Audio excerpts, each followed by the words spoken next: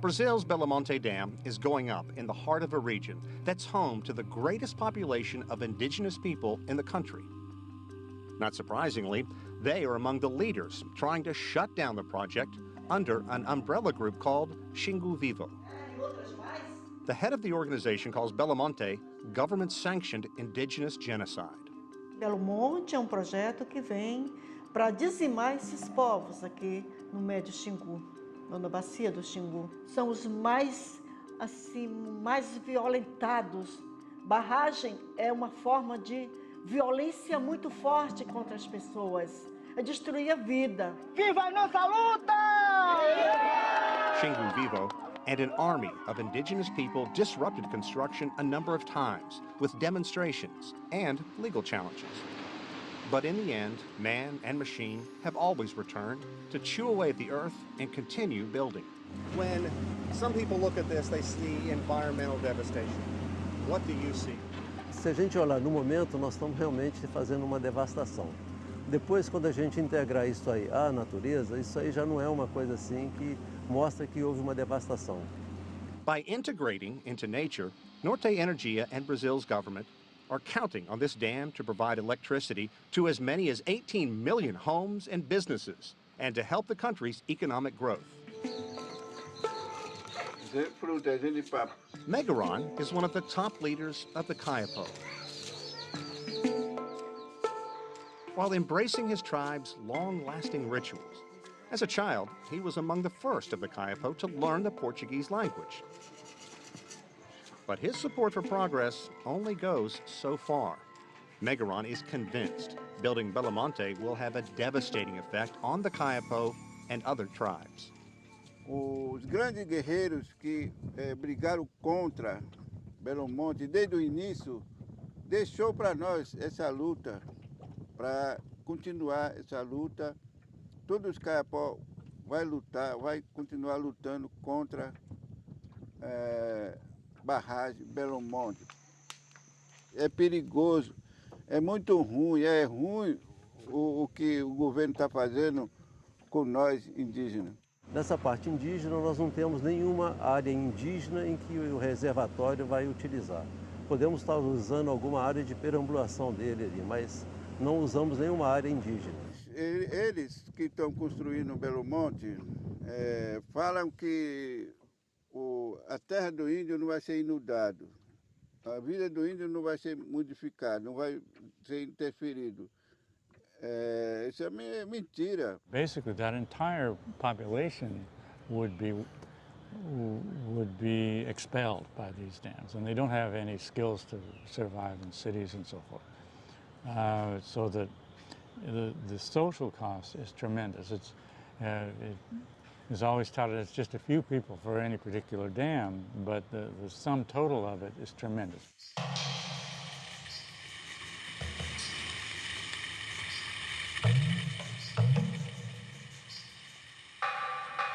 Kayapo land is off the beaten path. It was a 10-hour, teeth-jarring ride down this long and unforgiving muddy road to accompany Megaron to a Kayapo village to see how their world could be affected.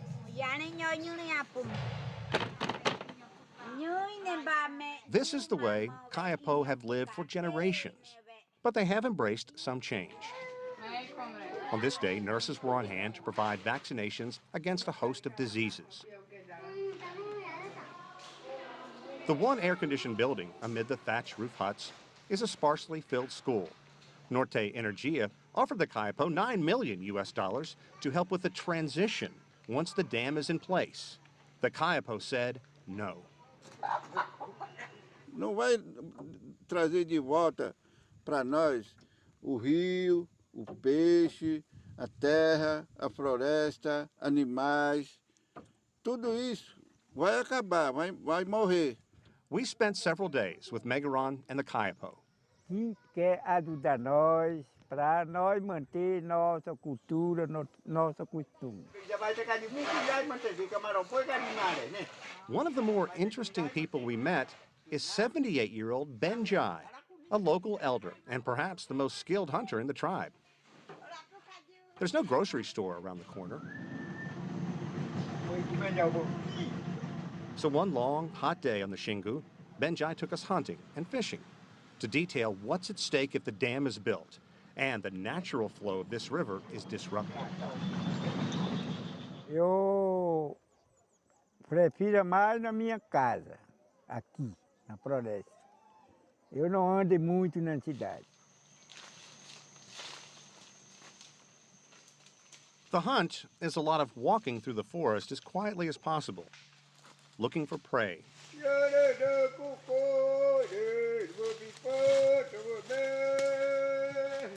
Benjai proudly showed off his forest skills and killed a spider monkey. Not only meat for his family, but the Xingu is rich with piranha, a staple in the Kayapo diet. And piranha are attracted to the blood and the monkey meat. And yes, we're talking about the notorious fish from the Amazon with razor-sharp teeth, as Megaron's bloody heel will attest.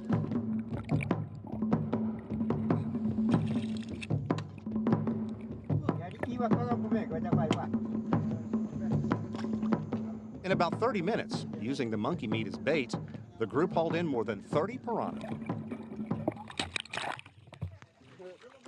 Why is this lifestyle at risk? Remember, the Belamonte Dam would rechannel a large section of the Xingu, known as the Big Bend. Its flow would be reduced by 80%, so water can be steered through the massive energy-producing turbines. The Kayapo will feel the effects. Não tem mais peixe para pescar, porque eles vendiam peixe. O rio já está secando e vai secar totalmente, e esses povos não vão ter condições de morar mais aí nas suas comunidades.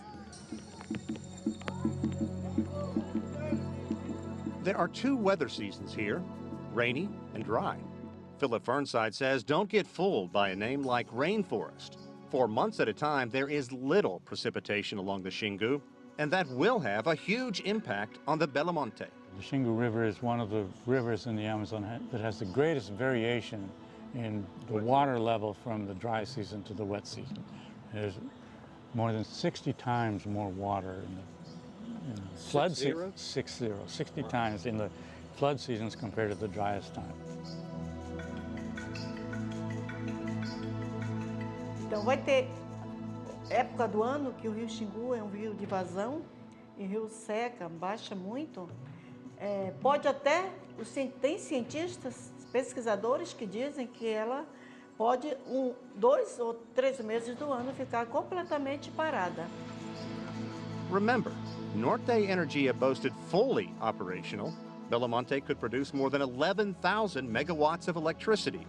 But scientists say there are times when there won't be enough water to turn even one of Belamonte's 18 turbines. O empreendimento foi idealizado sabendo dessa falta de água em determinados períodos.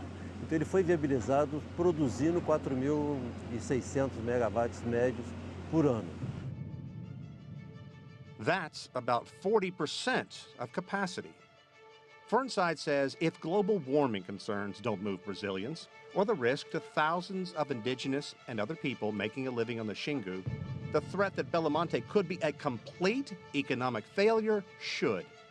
80% of it is financed by Brazil's National Bank for Economic and Social Development, so that's basically taxpayers' money. At best, construction will cost $14 billion, but it could be twice that much in the end. The taxpayers, the government, are taking on all of the risk for these dams. There's nobody insures these dams, so that if it doesn't turn out to be to work, the loss is basically taken over by the government.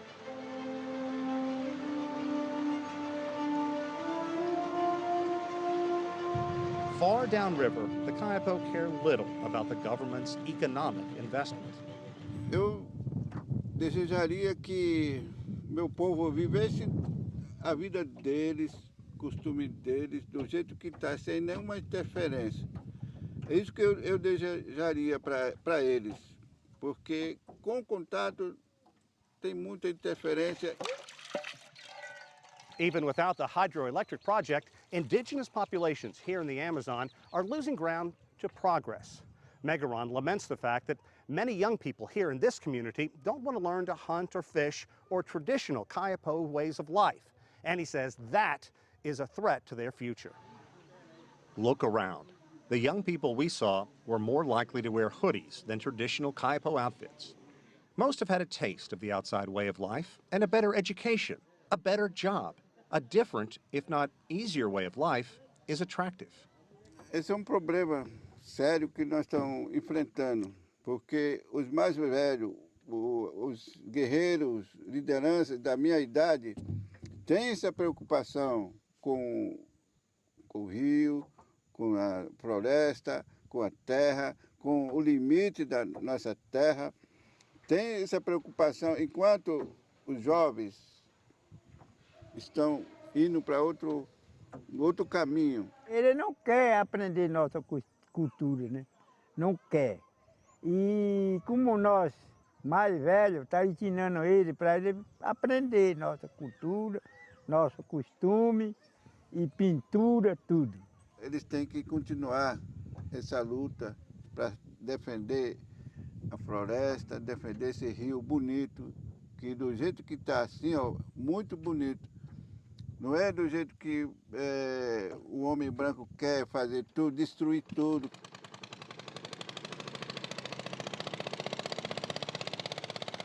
There are options. Rather than look to the river for electricity, coal or nuclear power, what about conservation or solar or wind power? There are few voices to trumpet those causes. There's no sort of pressure, there's no economic lobby for any of these other solutions. Why not? Well, you don't make millions of dollars by doing it, whereas what goes into hydroelectric dams is a multi-billion-dollar business. Amid the changing landscape, there are positives. Some businesses believe the forest is worth so much more standing than in a lumber pile, and the money that Brazil can rake in by just showing off its natural wonders. There are people and companies making a difference.